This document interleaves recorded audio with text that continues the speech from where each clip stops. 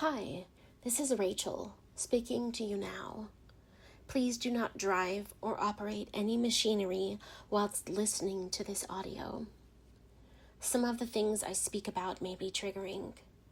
Please make sure you are in a safe frame of mind to continue.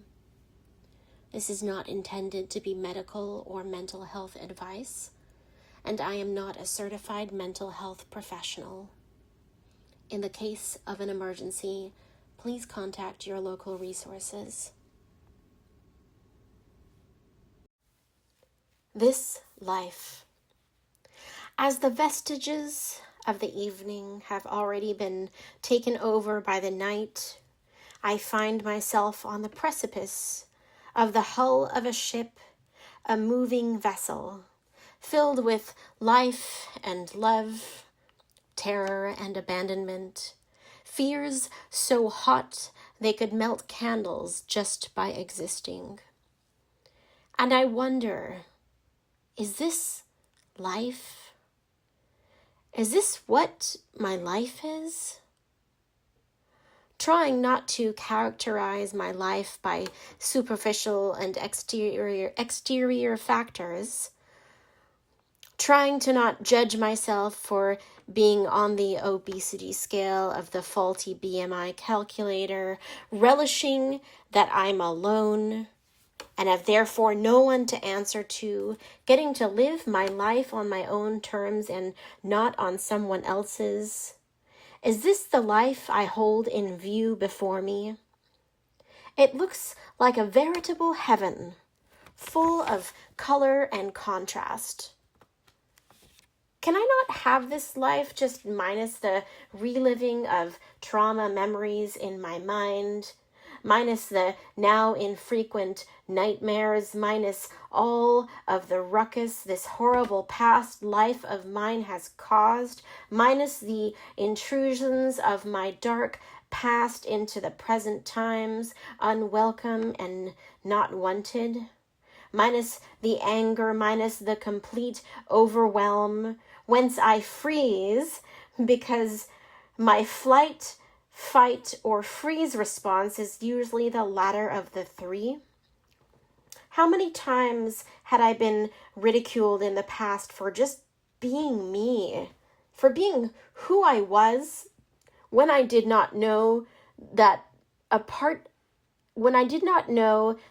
of the grooming process by a predator is to erase the me of my existence so that I would or could be manipulated into doing his bidding, that the word no was not an option, that any no uttered by verbal or nonverbal means can and would be overridden, that my sanctity, my morality, the very essence of who I was, would lie dormant for almost a decade until I broke free.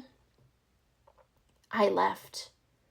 I physically removed myself from the devil reincarnated who had all but murdered me. And I lived.